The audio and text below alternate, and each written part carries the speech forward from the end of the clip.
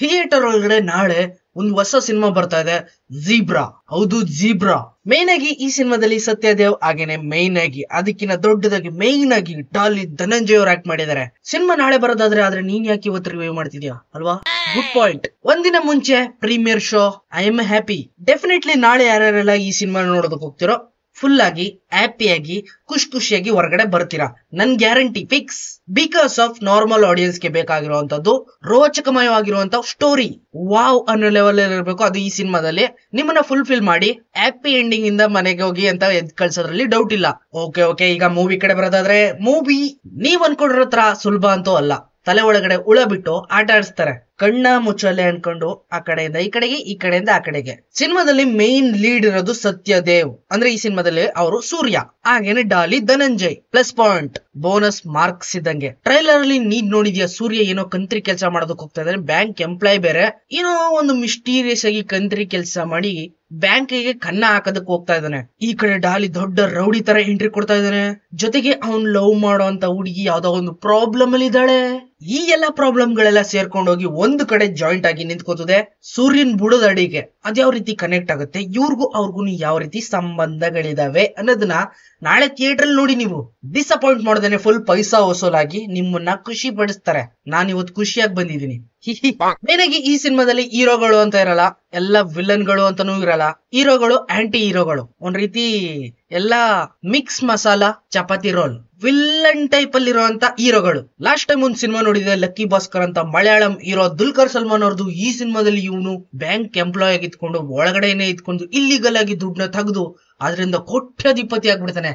ನಾನೇ ರಿಚ್ ಅಂತ ಹಿಕ್ಕ ಕೆರ್ಕೊಂಡು ಓಡಾಡ್ತಾ ಇರ್ತಾನೆ, ತಲೆ ಕೆರ್ಕೊಂಡು ಓಡಾಡ್ತಾ ಇರ್ತಾನೆ. ಸೇಮ್ ಅದೇ ಕಾನ್ಸೆಪ್ಟ್ ಒಂದ್ ರೀತಿಲಿ ನೋಡೋದಾದ್ರೆ ಪರ್ಫೆಕ್ಟ್ ಆಗಿ ಮ್ಯಾಚ್ ಆಗುತ್ತೆ. ಆದ್ರೆ ಬಟ್ ಇದು ಅದಕ್ಕಿಂತ ತುಂಬಾನೇ ದೂರ ಇದೆ. ಸ್ಟೋರಿ ವಿಷಯದಲ್ಲಿ ಎಕ್ಸ್ಟ್ರಾ ಇಂಗ್ರೀಡಿಯೆಂಟ್ಸ್ ಗಳನ್ನ ಆಡ್ ಮಾಡಿ ವಾವ್ ಇದು egg rice, real egg rice ಅಂತ ಜನಗಳಿಗೆ ತಿನ್ಸಿದ್ದಾರೆ.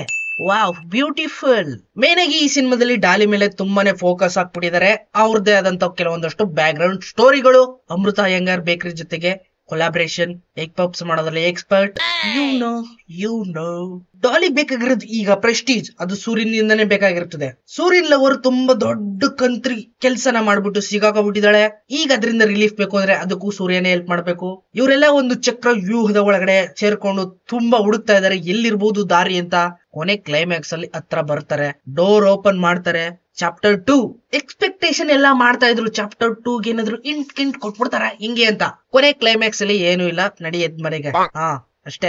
ಕಾಮಿಡಿ ಲೆವೆಲ್ ಅಂತೂ ತುಂಬಾ ಎಕ್ಸೈಟ್ ಆಗಿದೆ ಈ ಸಿನಿಮಾದಲ್ಲಿ. ಓ ಮೈ ಗಾಡ್, ಏನ್ ಈ ತರ ಕಾಮಿಡೀಸ್. ಸೂರ್ಯನ್ ಜೊತೆಗಿರುವಂತ ಬಡ್ಡಿ ಏನ್ ಕಾಮಿಡಿ ಅದು. ಓ ಮೈ ಗಾಡ್, ಓ ಮೈ ಡಾಗ್. ನಕ್ಕು ಒಳಗಡೆ ತಿಂದಿರುವಂತ ಸಮೋಸ ಎಲ್ಲ ಹೊರಗಡೆ ಹಾಕಿ ಬರ್ತಾ ಇತ್ತು. ಆ ಲೆವೆಲ್ ಅಲ್ಲಿ ಇದೆ ಕಾಮಿಡಿ. Super, next level. ಇದಿಷ್ಟಲ್ದೇನೆ ಐಟಮ್ ಸಾಂಗು ಕೂಡ ಈ ಸಿನಿಮಾದಲ್ಲಿ ಇದೆ, ಬಟ್ ಅಷ್ಟೊಂದು ಚೆನ್ನಾಗಿಲ್ಲ ಸಾಂಗ್. ಆದ್ರೆ you know what I thinking. Sunil ಈ ಸಿನಿಮಾದಲ್ಲಿ ಮಾಸ್ ವಿಲನ್ ತರ ತೋರಿಸಿದ್ದಾರೆ. ನಾನೇ ಮೇನ್ ವಿಲನ್, ನಿನಗೆ ಗೊತ್ತಾನೆ ಅಂತ ಟ್ರೈಲರ್ ಒಳಗಡೆ. ಬಟ್ ಸಿನಿಮಾದಲ್ಲಿ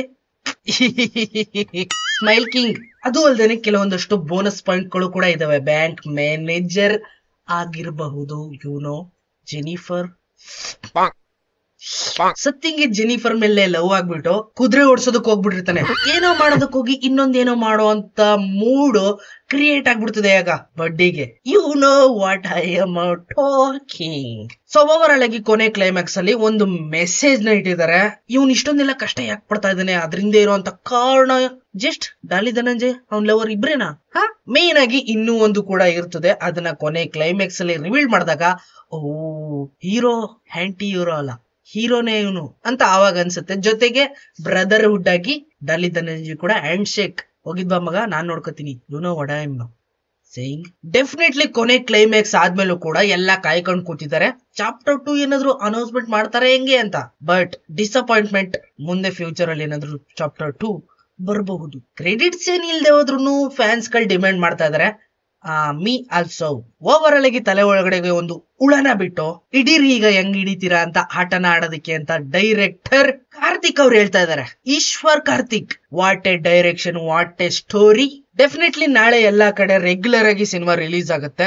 ರೆಗ್ಯುಲರ್ ಆಗಿ ಒಂದೊಳ್ಳೆ ಸಿನಿಮಾ ನೋಡ್ಬೇಕು ಅಂತ ಅನ್ಕೊಂಡ್ರಂತ ನಮ್ ಕನ್ನಡ ಆಡಿಯನ್ಸ್ಗೆ ಡಾಲಿ ಧನಂಜಯ್ ಡಿಸಪಾಯಿಂಟ್ ಮಾಡಲ್ಲ. ಟಗರು ಸಿನಿಮಾದಲ್ಲಿರುವಂತ ಒರಿಜಿನಲ್ ಡಾಲಿ ಅಪ್ಗ್ರೇಡ್ ಆಗಿ ಹೊಸ ವರ್ಷನ್ ಜೊತೆ ಬಂದಿರುವಂತ ಇಂಟರ್ನ್ಯಾಷನಲ್ ಡಾಲಿನ ನೋಡ್ತೀಯ ನೀನು. ಇದಕ್ಕೆಲ್ಲ ಉತ್ತರ ಸಿಗ್ಬೇಕು ಅಂದ್ರೆ ಕೆಪಾಸಿಟಿ ಅಂದ್ರೆ ಏನು ಅಂತ ನಾಳೆ ನಿಂಗೆ ಗೊತ್ತಾಗುತ್ತೆ.